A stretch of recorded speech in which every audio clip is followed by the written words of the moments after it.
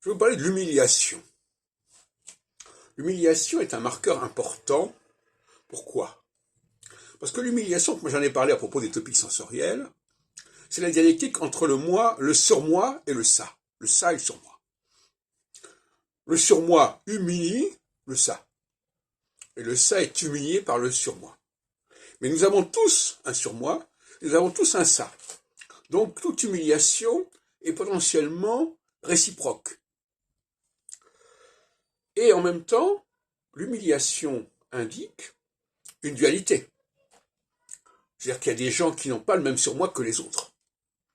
Et par conséquent, ça remet en question toute la problématique, toute l'idéologie identitaire, égalitaire plus exactement. Puisque l'autre peut m'humilier sur un certain sujet, sur un certain terrain, c'est qu'il n'est pas comme moi, c'est qu'il ne fonctionne pas comme moi. Ça va très loin. Donc, on ne peut pas à la fois, comme on l'a fait avec MeToo, etc., humilier les hommes sur certains points, en oubliant que eux aussi sont en mesure d'humilier les femmes sur un autre plan.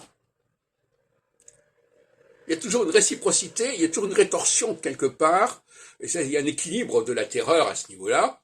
Je t'humilie, tu m'humilies. Je t'humilie sur ce point A, moi je t'humilie sur le point B.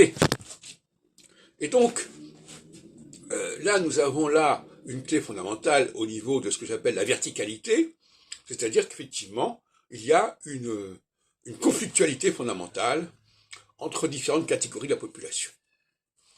Et l'humiliation est le vecteur et le marqueur de ce clivage.